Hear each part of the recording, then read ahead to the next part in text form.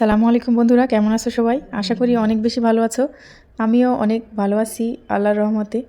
তো আজকে অনেক দিন পর একটা লং ভিডিও নিয়ে চলে আসলাম। আর এই ভিডিওতে থাকছে আমি বাংলাদেশ বর্ডার পার হয়ে কিভাবে ব্যাঙ্গালোর পর্যন্ত পৌঁছালাম আর কোথায় কোথায় থাকলাম, কি খাইলাম, সব কিছু মিলিয়ে আজকের ব্লগটা।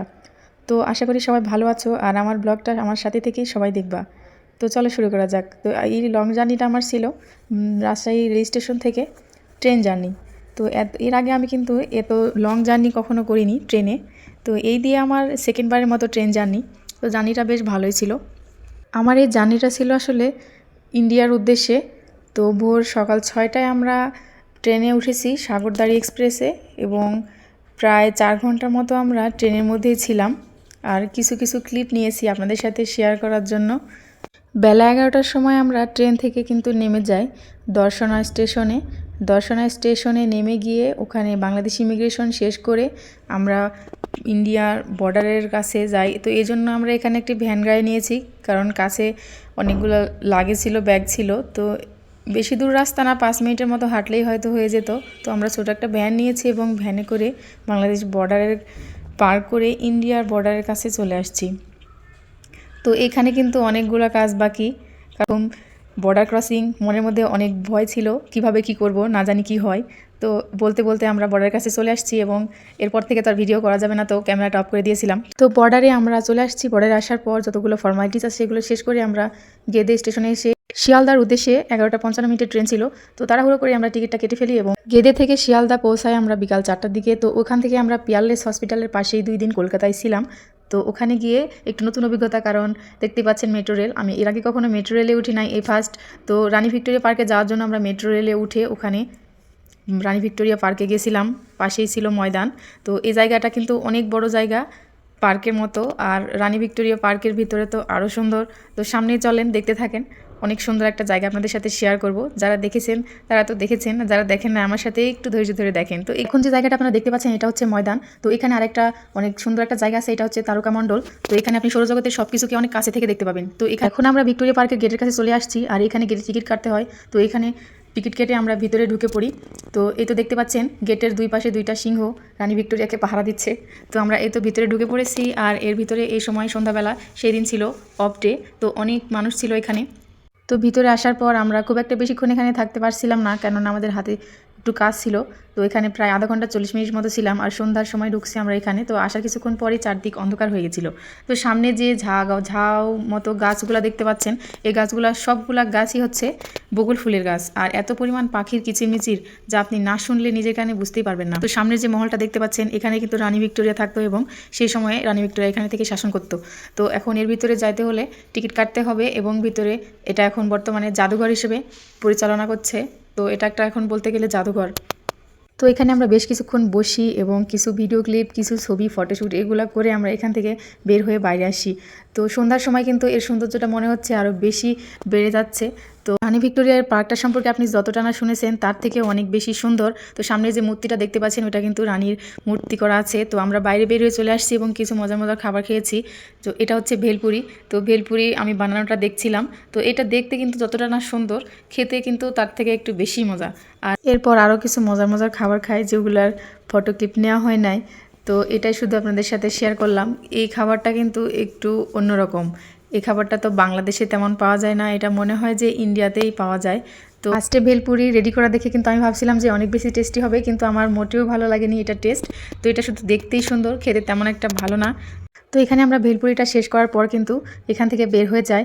তো রাতের কলকাতা কিন্তু দিনের থেকে অনেক বেশি সুন্দর। তো চারপাশের পরিবেশটা দেখে বুঝতে পাচ্ছেন। আমি কিছু ভিডিও ক্লিপ এখানে নিয়েছিলাম আপনাদের সাথে শেয়ার করার জন্য। তো দেখতে পাচ্ছেন কি সুন্দর দৃশ্য চারপাশে। তো আমার কিন্তু অনেক বেশি ভালো লেগেছে রাতের পরিবেশটা। তো কলকাতায় এটাই আমাদের লাস্ট নাইট। কলকাতা পিয়ারলেস হসপিটালের পাশে আমরা একটা লজ নিয়েছিলাম। তো আমরা ওই লজের উদ্দেশ্যে যাচ্ছি। তো ওখানে আমাদের লজে পৌঁছাতে প্রায় আধা ঘন্টা 40 মিনিট মতো সময় লেগেছিল। তো লজে ওঠার আগে কিন্তু আমরা রাতের খাবারটা বাড়ি থেকে নিয়ে নিয়েছিলাম। তো এখানে এসে গাড়ি থেকে নেমেই দেখছি একটা মহিলা রুটি বানাচ্ছে। তো এই একসাথে 8টা-9টা রুটি কীভাবে যে ভাজে আমি তো জানি না। বাংলাদেশি মানুষ তো কখনোই পারবে না, কখনোই সম্ভব না। একসাথে 8টা-10টা রুটি একসাথে সে সিদ্ধ করতেছে। তো আমরা এখান থেকে রাতের খাবার নিয়ে নিলাম এবং রুমের উদ্দেশ্যে চলে গেলাম। আর পরদিন সকাল 4টা 40 মিনিটে এয়ার ইন্ডিয়া এক্সপ্রেসে ফ্লাইট টিকিট কেটেছিলাম। তো আমরা পরদিন সকালেই বের হয়ে যাই এয়ারপোর্টের উদ্দেশ্যে। উদ্দেশ্যে। তো আমি যে সামনে বিল্ডিংটা দেখাচ্ছি এটা হচ্ছে কলকাতা সায়েন্স সিটি। তো এই জায়গাটা কিন্তু অসাধারণ রকম সুন্দর। তো আপনারা যদি কলকাতায় থাকেন তো অবশ্যই এই জায়গাটা ঘুরে দেখবেন, অসম্ভব রকমের সুন্দর এই জায়গাটা। তো আমরা সকাল 10টার পর এখান থেকে বের হয়ে যাই, যেহেতু আমরা নতুন, কোথাও কিছু চিনি না জানি না, এই জন্য একটু আগেই যাচ্ছিলাম, কারণ আমাদের ফ্লাইট কিন্তু বিকালে ছিল। বেলা 12টার আগ দিয়ে কিন্তু আমরা এয়ারপোর্টে পৌঁছে যাই। এয়ারপোর্টে পৌঁছে এপাশ ওপাশ ভালোভাবে ঘুরে দেখি কোথায় কি করে, কিভাবে কি করতে হবে, এগুলো ভালোভাবে জেনে বুঝে নিই। এখানে আসার পর কিন্তু যারা নতুন অবশ্যই কোনো ভয় করবেন না, কারণ সব জায়গায় বাঙালিদের কথা বলার মতো জায়গা আছে। আমরা তো ফার্স্টে ভেবেছিলাম যে হয়তো বা কথাই বলতে পারবো না কারোর সাথে, তো অনেকগুলো ডেস্ক আছে যেখানে গেলে আপনি বাংলায় কথা বলতে পারবেন নির্দ্বিধায়। তো আমি এখানে ভালোভাবে একটু ঘুরছিলাম, এপাশ ওপাশটা দেখছিলাম, আর আগে থেকে সব কিছু ক্লিয়ার করে নিচ্ছিলাম যে কোথায় কি করব। এখানে আসার পর কিন্তু অনেকটাই ভীত ছিলাম আমরা দুজনাই, আমি এবং আমার হাজবেন্ড, কারণ ফার্স্ট টাইম আমরা এখানে আসছি আর কোথায় কি করব কিছুই বুঝে উঠতে পারছিলাম না। তো এখানে ওখানে হেল্প নিয়ে কথা বলে কিন্তু আমরা প্রায় সব কিছু ক্লিয়ার করে ফেলেছিলাম। তো নতুনদের উদ্দেশ্যে বলছি, আমি এখানে কাউকে কোনো কিছু শেখাতে আসিনি, জাস্ট আমার অভিজ্ঞতাটুকু শেয়ার করলাম যে আপনারা যারা ফ্লাইটে যাবেন তো এরকম ফ্লাইটে আসলে অবশ্যই 1.5-2 ঘন্টা আগে পোর্টে পৌঁছাবেন, কারণ এখানে অনেকগুলো ফর্মালিটিস আছে, এগুলো শেষ করতে করতে আপনার 1.5-2 ঘন্টা লেগেই যাবে। আর আপনি যত নাম্বার গেটে আপনার থাকতে হবে ওই গেটে কিন্তু আপনার কাছাকাছি থাকতে হবে, কারণ যে কোনো সময় আপনার গেটও চেঞ্জ হতে পারে। যেমন আমাদেরটা ছিল, আমাদের সময় আছে বলে আমরা একটু দূরে বসেছিলাম, তো কিছুক্ষণ পর আবার খোঁজ নিয়ে দেখি যে আমাদের গেটটা চেঞ্জ হয়ে গেছে। তো আমরা ওই চেঞ্জ হওয়া গেটে আবার নিচে চলে গেছিলাম, আমাদের গেট চেঞ্জ হয়ে 22 নম্বর গেট থেকে 105-এ চলে গেছিলো। তো পরে আমরা লিফটের সাহায্যে নিচে চলে গেছিলাম, যে 105 নম্বর গেটে ওয়েট করতেছিলাম। সময় মনে মনে কিন্তু অনেক ভয় হচ্ছিল, না জানি ফ্লাইটটা মিস হয়ে যায়, না জানি কোন বিমানে উঠে পড়ি, তো না জানি আরও কত কিছু হয়। তো এরকম কিছুই না, কারণ আপনাকে দেখে বুঝে খুঁজে নিবে এরা। তো আমরা চলে আসছি আমাদের 105 নম্বর গেট দিয়ে, এখন আমরা উপরে উঠবো। তো এটাই আমাদের ফ্লাইটের সেই বিমান, এয়ার ইন্ডিয়া এক্সপ্রেস। তো চারপাশে আরও অনেক ফ্লাইট ল্যান্ড করছিল, আবার কিছু কিছু যাচ্ছিল, তো এত পরিমাণ সাউন্ড ছিল এখানে। তো আমরা সিঁড়ি দিয়ে বয়ে উপরে উঠে গেলাম। তো আমার এই সময় অনেক ভয় লাগতেছিল, কারণ ফার্স্ট টাইম, না জানি কোথায় কি হয়, কি ভিতরে কেমন হবে, এরকম একটা এক্সাইটমেন্ট ভিতরে কাজ করতেছিল, আর অনেক বেশি কিন্তু ভয় পেয়ে গেছিলাম আমি উপরে ওঠার পরে। আমাদের ফ্লাইটের সময় ছিল 4:40। তো আমাদের কিছুক্ষণ ভিতরে বসিয়ে রেখেছিল এবং ওদের কিছু ফর্মালিটিসগুলো শেষ করতেছিল। তো কিছুক্ষণের মধ্যে আমাদের ফ্লাইটটা শুরু হবে। তো এই তো কিছুক্ষণ পরে যখন আমরা আস্তে আস্তে উপরে উঠলাম, তখন কিন্তু আমার ওজন শূন্যতা মনে হচ্ছিল, আর ভিডিও করতেছিলাম তো মোবাইল আমার হাতে কিন্তু অনেক ভারী লাগতেছিল। তো আস্তে আস্তে এত মেঘের মধ্যে মিশে গেলাম আর ব্যাঙ্গালোরে পৌঁছেও গেলাম। তো এটা হচ্ছে ব্যাঙ্গালোর এয়ারপোর্ট। তো ল্যান্ড করার সময় কিন্তু তেমন একটা ভয় লাগেনি, যতটা না ভয় লেগেছিল আমার যখন ফ্লাই করে তখন।